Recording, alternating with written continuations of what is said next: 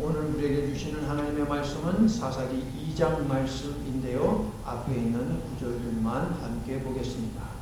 여호와의 사자가 길갈에서부터 복임으로 올라와 말하되 내가 너희를 애굽에서 올라오게 하여 내가 너희의 조상들에게 맹세한 땅으로 들어가게 하였으며 또 내가 이루기를 내가 너희와 함께한 언약을 영원히 어기지 아니하리니 너희는 이 땅의 주민과 언약을 맺지 말며 그들의 제단들을 헐라 하였거늘 너희가 내 목소리를 듣지 아니하였으니 어찌하여 그리하였느냐.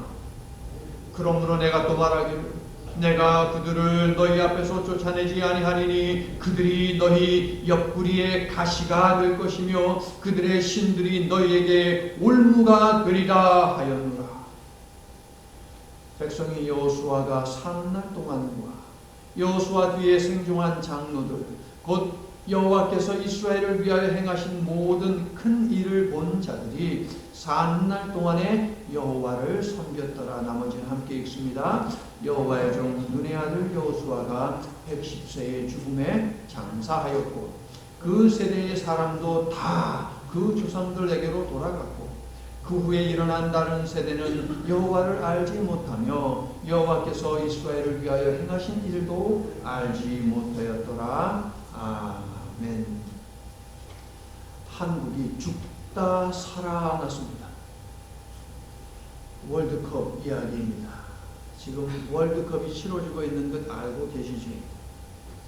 지난 금요일 세계 랭킹 9위의 포르투갈과의 경기를 앞두고 한국이 포르투갈을 이기고 16강에 들어갈 확률은 단지 9%밖에 되지 않았습니다. 16강에 들지 못하고 탈락되었을 때의 영어로 eliminated 라는 표현을 쓰는데요. 제거되었다라고 하는 의미입니다. 한국은요, 죽었다가 가나라고 하는 나라 덕분에 살아났습니다. 이처럼 스포츠에서는 죽었다 살아나는 경우가 있지만 우리의 생명은 호흡이 붙어 있으면 산 것이고 호흡이 끊기면 죽은 것입니다. 그러므로 죽음은 죽음이고 생명은 생명입니다. 죽음이 임박했다는 것을 안다면 주변을 정리하고 마음의 준비를 할 수 있으니 정말 큰 복이겠죠. 여호수아가 그러한 삶을 살았는데 그는 2번에 걸쳐서 고별 설교를 한 후에 죽었습니다. 저와 여러분도 죽음의 때를 알아 신앙으로 주변 사람들을 권면하면서 죽음 그 너머의 삶을 준비할 수 있으면 참 좋겠습니다. 오직 하나님만을 섬기고 오직 예수님만 믿는 믿음을 결코 잃지 않고 간직하며 살다가 주님 부르실 때에 그것을 우리가 알아서 오 예수님 내가 옵니다 라고 하면서 우리 예수님의 품으로 달려갈 수 있기를 예수님의 이름으로 간절히 축원합니다. 이스라엘 백성들은요, 오직 여호와 하나님만을 섬기라 하는 여호수아의 권면과 경고의 말씀을 듣고서 우리가 그렇게 하겠습니다 라고 무려 4번이나 약속을 했습니다. 23장 16절, 18절, 21절, 24절을 보면 이스라엘 백성들이 약속, 또 약속, 또 약속을 하고 있습니다. 그런데요, 오늘 본문 7절을 보게 되면 불안감이 엄습을 하고 있어요. 사사기 2장 7절부터 9절은요, 여호수아서 24장 29절부터 31절을 반복하고 있는데요, 여러분. 이스라엘 백성들이 여호와를 섬겼더라. 여호와를 섬긴 일은 참 잘한 일이죠. 그런데 이렇게 되어 있어요. 여호수아가 사는 날 동안 그리고 여호와께서 행하신 모든 일을 아는 사람들이 사는 날 동안 여호와를 섬겼다. 기한이 제한이 되고 있어요. 그러니까 이 말은 무엇입니까? 그 다음에는 그렇게 하지 않았다 하는 말입니까? 우려스러운 마음이 듭니다. 어떻게 되었습니까? 사사기의 마지막 9절입니다. 그때에 이스라엘의 왕이 없으므로 사람이 각기 자기의 소견에 옳은 대로 행하였더라. 한마디로 무엇입니까? 자기들 멋대로 살았다. 이것이 사사기의 주제입니다. 별 희한한 주제가 다 있죠. 하나님의 백성인 자들이 하나님의 말씀대로 뜻대로 산 것이 아니라 자기들 원하는 대로 살았다. 17장 6절에도 같은 표현이 있고 18장 1절, 19장 1절에도 이스라엘의 왕이 없었을 때에 라고 하는 이 표현을 통해서 모든 사람들이 자기 마음에 드는 대로 생각하고 판단하며 행동했다라고 하는 것을 우리들에게 알려주고 있습니다. 자, 생각을 한번 해볼까요? 그때에 이스라엘의 왕이 없었으므로 라고 하는 이 표현은 무엇입니까? 표현은 아주 씁쓸한 표현인데요. 왜냐하면 이스라엘에는 왕이 있습니다. 이스라엘의 왕은 누구입니까? 하나님이잖아요. 하나님의 왕 되심은 시내산 계약을 통해서 약속되고 고백이 되었습니다. 이 계약은 후에 모압 광야에서 모세를 통해서 갱신되었고요. 세겜에서 여호수아를 통해서 갱신이 되었거든요. 여호와만이 너희의 왕이 되신다라는 말씀이 선포되었고 이스라엘 백성들은 아멘 했다고요. 우리의 왕은 여호와 하나님 한 분이십니다 라고 선포하고 그렇게 고백했는데 왜 이스라엘에는 왕이 없었다라고 하는 이 표현이 계속 들어왔을까요? 이스라엘 말로는 하나님만이 우리의 왕이십니다 라고 하지만 실질적인 그들의 삶 속에서는 스스로가 왕 노릇하며 살았다 하는 것이 사사기가 우리에게 알려주고 있는 내용이고요. 같이 잠을 자더라도 다른 꿈을 꾼다는 것이 동상이몽인데요. 내가 너희의 왕이 되겠다. 그래요 하나님이 우리의 왕이십니다 라고 하는 왕 선포와 왕 고백은 동일한데 각각의 마음속에는 서로 다른 생각이 있었다 하는 것이죠. 성도 여러분, 사사기는 우리에게 반복해서 질문을 하고 있습니다. 여러분의 진짜 왕은 누구입니까? 여러분의 진짜 왕은 하나님입니까? 여러분이 입으로 고백하는 대로 아니면 삶을 들여다보니 여전히 여러분이 왕입니까? 사람의 소견대로 할 것인가 하나님의 소견대로 할 것인가 라고 사사기는 반복해서 우리에게 묻고 있습니다. 여러분이 그동안 사람이 보기 좋은 대로 해왔는지 하나님의 뜻대로 해왔는지는 제가 묻지 않겠습니다. 하지만 앞으로는 어떻게 하실지 제가 물을게요. 어떻게 하시겠습니까? 사람의 눈에 보기에 좋은 대로 선택하며 사시겠습니까? 아니면 하나님이 가르쳐 주시는 그 방향을 보며 나아가시겠습니까? 앞으로 어떻게 하시겠어요? 하나님 나라에 갈 때까지 여러분의 인생의 주인, 여러분의 가정의 왕은 오직 하나님 한 분뿐이라고 고백할 뿐만 아니라 실제로 하나님을 왕 대접하며 사시기를 왕으로 오셨고 또 왕으로 오실 우리 주 예수님의 이름으로 간절히 축원합니다. 사사기는요, 여호수아가 죽은 후 이스라엘의 왕이 세워지기까지의 역사를 기록하고 있는 책입니다. 사울이 왕이 된 것은 대략 기원전 1050년 경이니까 여호수아가 몇 년도에 죽었느냐에 따라 사사기는 길게 잡으면 약 320년, 짧게 잡으면 약 120년 동안 벌어진 일을 기록한 책이 되겠습니다. 자, 사사라고 하는 이 단어는 뭡니까? 사사기, 사사들의 이야기인데 사사는 뭐 하는 사람입니까? 영어로 보면 judge라고 되어 있어서 재판관으로 오해를 할 수 있습니다. 그런데 사사기를 읽어보면 사사는 재판하는 사람이 아니라 하나님의 부름을 받고 잠깐 동안 등장한 군대 장관입니다. 군대 장관이라고 이해하는 것이 더 맞겠죠. 그러므로 사사기는 하나님의 부름을 받고 잠시 이스라엘의 군대 장관으로 섬긴 6명의 소사사들과 또 6명의 대사사들에 관한 이야기를 담고 있는 책이 되겠습니다. 자기들 눈에 보기에 자기들 생각에 좋은 대로 멋대로 행하니 하나님께서는 타락한 그들을 돌려놓기 위해서 주변 나라들을 즉 하나님의 백성이 처한 상황과 처지와 형편을 이용을 하십니다. 이거 우리에게도 동일합니다. 우리가 하나님을 왕이라고 입술로만 고백하고 삶 속에서 내가 왕 노릇하며 산다면 그렇다면 하나님은 동일하게 우리의 삶의 형편, 환경, 처지 이러한 것을 이용하셔서 우리의 그 삶을 바로 돌려놓으시려고 하실 것입니다.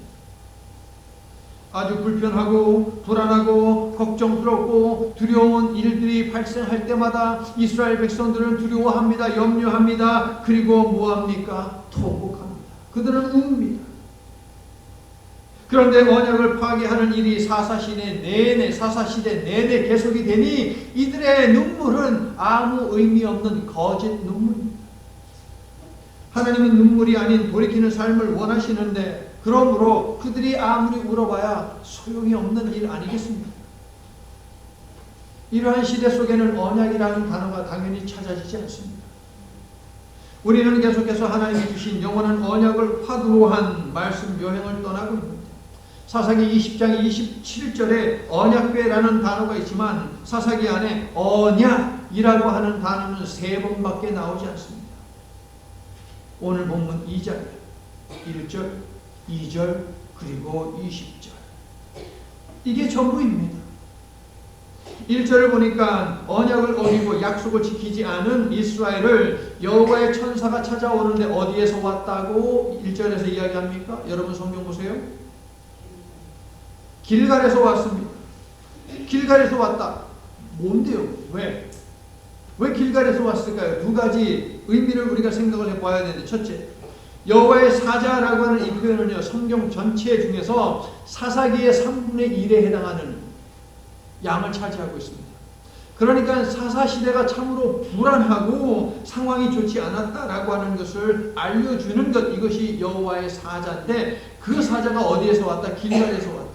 재미있는 것이 무엇이냐? 성경에서 여호와의 사자가 등장하는 장면을 보면 그가 어디에서 왔다라고 하는 것은 거의 얘기하지 않습니다. 그냥 여호와의 사자가 등장하지 그가 어디에서 왔다는 것은 밝히지 않아요. 그런데 오늘 말씀은 장소를 밝히고 있어요. 길갈이 중요하다라는 것이죠. 그러면 길갈은 어떤 곳입니까? 장마철이어가지고 물이 엄청나게 불어나고 저기 헤르몬산에서 있던 눈이 녹아서 물량이 더 많아졌을 때 그때 이스라엘 백성들이 뭐 했다는 것을 배웠습니까? 요단강을 건너갔다는 것을 보았어요. 요단강을 어떻게 건너갔습니까? 하나님의 언약궤와 하나님의 이스라엘 백성들 사이 2000규빗 1km의 거리를 두고 그것을 바라보면서 건너갔다라고 하는 거 기억하시죠, 여러분? 그렇게 해서 건너가서 도착한 곳이 어디냐? 길갈입니다. 길갈에 도착했을 때 하나님께서 3가지를 명령을 하십니다. 첫째, 요단강에 다시 가가지고 거기서 돌 12개를 가지고 와라. 그곳으로 제단을 만들어라. 왜 하나님께서 12개의 돌로 12지파를 상징하는 12개의 돌로 제단을 쌓으러 가셨습니까? 언약을 기억하게 하기 위하여서. 두 번째, 하나님께서 무슨 명령을 하시느냐? 자, 이제 가나안 땅에 건너갔으니까 가나안 민족들과 전쟁을 벌여야 합니다. 그런데 하나님이 하시는 명령은 모든 남자들에게 할례를 행하라. 할례를 행하래요. 전쟁을 앞두고 있는 그 남자들한테. 전쟁이 나면 남자들이 나가서 싸워야 하는 것 아닙니까? 수많은 무리가 200만 명이 넘는 인구가 요단강을 건넜으니 가나안 땅에 살고 있는 사람들이 그거 몰랐겠습니까? 그러면 언제라도 적들이 공격해 들어올 수 있는 상황이고, 그러면 남자들이 뭐라도 들고 나가서 싸워야 하는데 할례를 받은 몸으로는 절대 싸울 수가 없습니다. 세 번째 무엇입니까? 하나님께서 이스라엘 백성들에게 유월절을 지키라고 하십니다. 유월절에는 여러분 예쁘게 부풀고 먹기에 좋은 빵을 먹는 것이 아니라 누룩을 넣지 않은, 이스트를 넣지 않는 그런 빵, 무교봉을 먹어야 됩니다. 딱딱한 그 무교봉을 먹어야 한다. 이 3가지를 하나님이 명령한 곳이 어디냐? 길갈입니다. 그런데 이스라엘은 어떻게 했습니까? 사사기 1장은 다음 말씀을 무려 9번이나 반복하면서 순종하지 않은 이스라엘의 범죄를 폭로를 하고 있습니다. 1장에 9번이면 여러분 대단히 많은 것입니다. 이스라엘이 가나안 사람들을 쫓아내지 않았다. 1장을 가만히 보시면 우리말 성경에는 쫓아내지 못했다라고 되어 있는데 좋은 번역이 아닙니다. 원어에는 그것이 아닙니다. 못했다가 아닙니다. 안 했다입니다. 쫓아내지 않았다입니다. 이스라엘을 쫓아내지 못한 것이 아니라 쫓아내지 않았습니다. 쫓아내지 못한 것이 아니라 쫓아내지 않았다. 오늘 본문은요, 계약을 깬 것에 대한 책임을 묻고 있는 내용입니다. 1절 후반부를 보세요. 길갈에서 온 여호와의 사자가 말하지요. 하나님과 이스라엘은 언약을 맺은 관계다. 그런데 2절. 이스라엘은 하나님과의 언약을 파기했고 가나안 땅 주민과 언약을 맺었고 우상을 파괴하지 않았다라고 하는 고발이 있습니다. 자, 오늘 본문 다음 주보에 나온 거 말고 그 다음 이어지는 11절부터 23절은요. 사사기 전체를 요약하는 말씀이에요. 사사기 전체를 다 읽고 싶지 않다. 그냥 뭐 핵심 요약한 게 없냐? 11절부터 23절이 요약을 하고 있어요. 더 짧게 하면 무엇이라고 제가 여러분에게 가르쳐 드렸습니까? 기억하십니까? 노갓, 노굿, 오갓, 긋갓이라고 하는 이 표현을 기억하세요, 여러분. 노갓, 노굿, 오갓, 긋갓. 이것은 무엇이냐? 노갓, 하나님 앞에 범죄하고 그것은 하나님 눈에 노긋, 보기에 좋지 않습니다. 그래서 하나님이 심판하시죠. 그랬더니 이스라엘 백성들이 놀래지요. 오갓 하면서 하나님 앞에 살려달라고 눈물 흘리고 부르짖습니다. 그랬더니 하나님께서 그 부르짖음 들으시고 하나님이 용서해 주시니까 그때 이스라엘 백성들이 한 얘기가 그갓, 노갓, 노긋, 오갓, 그갓. 이처럼 범죄, 심판, 회개, 용서, 이것이 반복되는 이야기가 바로 사사기이죠. 여호수아는 불순종하여 이방신을 숭배하고 이방신과 상관하면 어떻게 되는지 이스라엘에게 구체적인 징벌을 예고하며 경고했습니다. 제가 여호수아서 23장 13절을 읽어드릴 텐데 여러분의 눈은 사사기 2장 3절을 보고 있어요. 사사기 2장 3절을 지금 보세요, 여러분. 제가 여호수아서 23장 13절을 읽어드릴 테니 한번 비교해 보세요. 확실히 알라. 너희 하나님 여호와께서 이 민족들을 너희 목전에서 다시는 쫓아내지 아니하시리니 그들이 너희에게 올무가 되며 덫이 되며 너희의 옆구리에 채찍이 되며 너희의 눈에 가시가 되어서 너희가 마침내 너희의 하나님 여호와께서 너희에게 주신 이 아름다운 땅에서 멸하리라. 비슷하죠, 여러분? 내용이 비슷해요. 좀 축소를 해 놓은 것 같은 느낌이 듭니다. 너희의 원수가 되고 올무가 될 것이다 라고 오늘 본문에서는 이야기합니다. 가시라는 단어가 있지만 실질적으로 가시라는 단어는 없어요. 가시라는 단어는 없습니다. 그래서 원수라고 바꿔 놓으시면 좋아요. 왜냐하면 해당하는 단어가 생긴 건 다르고 발음이 약간 다른데 그거를 갖다가 옮겨오는 과정 속에서 변형이 됐을 거라고 추측이 되거든요. 어쨌든 너희의 원수가 되고 올무가 될 것이다. 오늘 본문 3절의 이 경고의 말씀은요, 여호수아서 23장 13절뿐 아니라 신명기 7장 16절 25절, 출애굽기 23장 33절 34장 12절에도 나오는 말씀입니다. 무슨 말입니까? 여호수아의 유언을 통해 처음 하신 말씀이 아니라는 거예요. 너희의 원수가 되고 올무가 되게 하겠다는 것은 하나님께서 이스라엘 백성들을 인도하기에 앞서서 광야에서 이미 하신 경고의 말씀이라는 것이죠. 이미 주신 명령에 대해서 그러므로 오늘 본문 3절은 무엇이냐? 이미 주신 명령에 대해서 책임을 지금 추궁하고 있는 것이죠. 이미 오래전에 하나님께서 이렇게 말씀을 하지 아니하셨느냐라고 추궁을 하고 있는 것이고 하나님께서는 계획대로 계약대로 하실 것이다 라고 하는 것을 알고 있는 거예요. 너희들이 여호와 하나님께 불순종하면 가나안 족속의 사람들이 너희에게 원수가 되고 올무가 되고 덫이 되고 가시가 되고 그렇게 된다고 말을 하지 않았느냐? 하나님, 너희들이 불순종했으니까 여호와 하나님 그대로 하실 것이다. 그렇습니다, 성도 여러분. 하나님께서는 자신이 하신 말씀을 그대로 실행하시는 분이십니다. 적들이 너희의 원수와 올무가 될 것이다 라고 하는 말씀을 들은 이스라엘의 백성들의 반응이 4절에 나오죠. 이스라엘 백성들이 어떻게 했다고 4절이 이야기합니까? 울었습니다. 보면은 계속 이스라엘 백성들이 울어요. 사사기를 보면. 그래서 사사기 20장 23절 이제 책이 끝나가는 무렵 아닙니까? 20장 23절을 보아도 울었다 라고 되어 있어요. 이스라엘은 울고 또 울고 울고 또 울었습니다. 하나님이 심판하십니다. 계약을 위반한 하나님의 백성들에게 하나님이 심판하시면 이스라엘은 울고 또 울고 울고 또 울었습니다. 그런데요, 감싸시고 위로하시는 하나님께서 울고 있는 이스라엘 백성들을 향해서 아유 왜 이래 너희들 괜찮니? 라고 절대 말씀하지 아니하십니다. 누구나 실수할 수 있어. 다음부터 안 그러면 되잖아. 라고 하면서 하나님께서 부드럽게 타이르지 아니하십니다. 왜 그러셨을까요? 그들이 흘린 눈물은 거짓 눈물이었기 때문입니다. 당장의 위기를 모면하기 위한 눈물이지 회개의 눈물이 결코 아니었습니다. 18절과 19절을 보세요. 사사를 보내어 구원해 주시면 그때만 순종하는 척했습니다. 이런 눈물은 100번, 1000번 흘려도 해결책이 되지 못합니다. 성도 여러분, 죄 가운데 있는 자가 마음을 찢어 진심 어린 회개의 눈물을 흘리지 않는다면, 삶을 돌이키지 않는 눈물이라면 하나님의 마음을 결코 움직일 수 없습니다. 알고 계시지요? 이스라엘은 회개를 하지 않고 통곡만 했고요.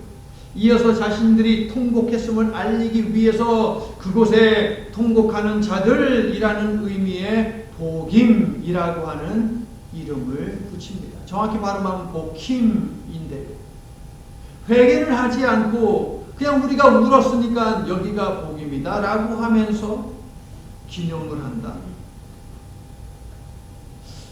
그들의 눈물은 다시는 죄짓지 말자며 내린 그런 회개의 눈물이 아닌데요. 그런 일을 기념한다고요? 어떻게 생각하십니까? 이어서 이스라엘은 여호와께 제사도 드립니다. 회개의 제사였을까요? 아니면 위기를 모면하려는 꼼수였을까요? 성도 여러분, 구약도 신약도 회개에 대해서 말할 때 인간의 전적인 돌이킴을 요구하고 있습니다. 그래서 성경이 말하는 회개는 무엇이냐? 리턴이에요. 리턴. 돌아가는 것, 돌아서는 것. 이스라엘은 통곡과 제사 대신 가나안 족속을 내쫓는 일을 해야 했습니다. 회개하는 마음으로 달려가 바울을 만회하는 것이 하나님께서 원하시는 것이었고 그것이 진정한 회개였다는 것입니다. 하나님께서는 이스라엘 백성들을 약속의 땅에 들여보내시기 전에 하나님만을 예배해야 한다는 것을 강조 또 강조하셨습니다. 그 길만이 살 길이요 복을 누리는 길이었기 때문이죠. 그래서 하나님만을 예배하는 일을 방해하는 모든 것들을 없애라고 하나님이 명령하시는 것 알고 계시죠. 가나안에 죄악된 체제를 없애야 한다. 이 체제에 익숙하여서 이 체제를 포기하지 않으려고 하는 사람들을 제거해야 한다. 그 체제를 이용하기 위해서 이용이 되고 있는 가축들과 신전과 거짓 신들의 형상, 이 모든 것들을 없애야 한다라고 하나님이 명령을 하셨습니다. 그런데 여러분, 충격적인 일이 있습니다. 12지파 가운데 단 한 개의 지파도, 나머지 2.5 지파는 여기에 있으니 2.5 지파는 오른쪽에 있으니까, 요단강 저쪽편에 있으니까 넘어온 나머지 9.5개의 지파 가운데 단 한 개의 지파도 이 하나님의 명령에 순종한 지파가 없었다는 거예요.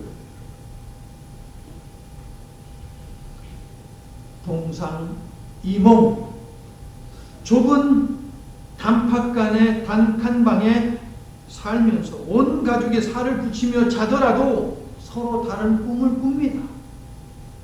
하나님과 이스라엘이 언약을 맺었지만 이스라엘은 하나님과 다른 생각을 하고 있고요. 그래서 다른 의지를 품고 있습니다.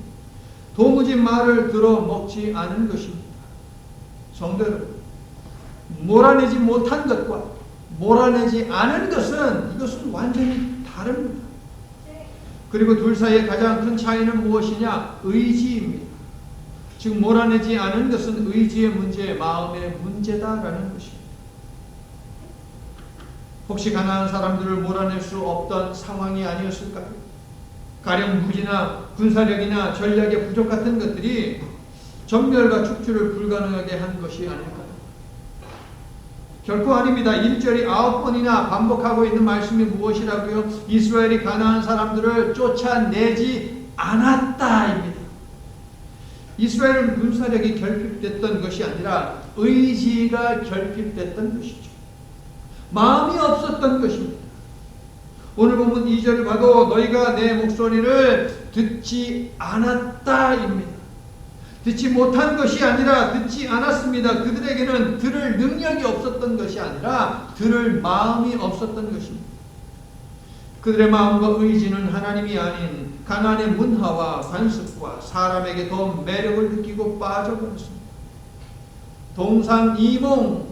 설교 제목이 뭐라고 이야기합니까? 사탄의 기술. 동상이몽. 이것은 태초부터 사용한 사탄의 기술임을 인지하시기를 바랍니다. 겉은 하나님 앞에서 울며 제사도 드리지만 마음이 온갖 우상에게 가 있으니 그들의 발걸음이 세상에 속한 것들을 향해 나아가는 것은 시간 문제일 뿐입니다. 눈에 보기에 좋아서 어울렸는데 가나안 족속은 결국 가시가 되어 이스라엘의 눈을 찔렀고 채찍이 되어 그들의 옆구리를 쳤고 올무가 되어 그들의 몸을 옥죄고 덫이 되어 꼼짝 못하게 했습니다. 포로로 살던 그들을 구원하여 가나안의 주인이 되게 하셨는데 스스로 가나안의 노예로 전락되어 버렸습니다. 죄의 노예가 되니 세상의 노예가 되어 버리죠. 왜 일이 이 지경까지 되었습니까? 동상이몽. 하나님의 마음과 인간의 마음이 달랐기 때문입니다. 그들은 그 땅 문화가 주는 것이 너무 달콤하고 값지게 보여서 싸우지 않고 타협하며 가질 수 있는 것들을 포기하려 하지 않았습니다. 가나안 사람들을 노예로 부리며 편안하게 살고자 했습니다. 12월입니다. 텔레비전에서, 거리에서, 상점에서 광고의 열을 올리니 모든 사람들의 머릿속에 크리스마스가 있습니다. 세상 사람들이 크리스마스를 생각하며 마음에 품는 생각은 저마다 다릅니다. 이번 크리스마스에는 눈이 좀 왔으면 좋겠다. 가족과 함께 보내야지. 배우자와 여행 가야지. 애인과 로맨틱한 밤을 보내야지. 애들에게는 무슨 선물을 할까? 이런 계획들 가운데 크리스마스의 주인공인 예수님이 어디 있습니까? 모두 독생자 예수님을 보낸 하나님의 계획과는 무관한 일들 아닙니까? 텔레비전에서 크리스마스와 관계된 상품들을 선전하고 식당과 카페, 술집이 만원이고 번화가에 발 디딜 틈이 없고 호텔들의 예약이 폭주하고 이처럼 상품화되고 상업화된 크리스마스를 볼 때마다 차라리 크리스마스라는 날이 없었으면 좋겠다 라는 생각을 합니다. 크리스마스 두 개의 단어죠. 크라이스트 마스, 크리스트 마스, 크라이스트 마스. 크라이스트 이것은 그리스도입니다. 그러니까 크리스마스의 첫 번째 단어는 그리스도라고 하는 단어고 마스에 해당하는 이 단어는 로마 카톨릭에서 사용하던 단어인데 죽음과 관계된 단어입니다. 그러므로 크리스마스라고 하는 이 단어는 무엇이냐? 그리스도의 죽음입니다. 죽기 위해서 이 땅에 오신 날, 이 날이 바로 크리스마스 아닙니까? 그러나 인간 속에 내재한 죄성이 가나안 땅에서 누리는 모든 축복을 하나님과 전혀 상관없고 오히려 타락하게 만드는 도구로 전락시켜 버린 것처럼 인간의 죄성은 예수님의 탄생조차도 예수님과 전혀 상관없는 일들로 채워버렸습니다. 동상이몽, 전혀 다른 꿈을 꾸게 만드는 사탄의 교묘한 기술은 이제 메리 크리스마스라고 하는 단어도 인사도 치워버리고 그 자리에 해피 할로윈라고 하는 인사를 채움으로 말미암아 크리스마스에서 예수님이라는 이름조차도 생각조차도 다 지워버리려고 하고 있습니다. 성도 여러분, 또 한 해가 지나가고 있습니다. 점으로 가고 있습니다. 나이가 들고 늙어 갈수록 내 고집을 버리고 하나님의 마음을 더 알아가고 하나님의 마음으로 삶을 채워가는 저와 여러분이 될 수 있기를 소망합니다. 인간을 죄에서 해방시키고 구원하시려 십자가의 죽음을 위해 이 땅에 오신 예수님을 생각해야 하는 크리스마스가 다가오고 있습니다. 아들을 희생 제물로 세상에 보내시는 하나님과 함께 아파하는 12월, 우리의 구원을 생각하시는 하나님과 함께 기뻐하는 12월, 그러니까 하나님과 함께하는 12월 한 달이 될 수 있기를 예수님의 이름으로 간절히 축원합니다. 사랑의 하나님, 사사시대의 이스라엘 백성들과는 다르게 우리의 믿음의 이유는 철저히 하나님임을 고백합니다. 우리가 원하는 것을 손에 넣기보다는 하나님이 주시는 것을 감사로 받고 우리가 원하는 대로 사는 삶 말고 하나님 내 말씀대로 사는 삶을 살기를 소망합니다. 그리고 12월에 이 말씀을 주십니다. 나를 사망에서 구원하기 위해 이 땅에 오신 예수님께 감사하여 예수님을 예배하는 일에 결코 게으르지 않을 것임을 결단합니다.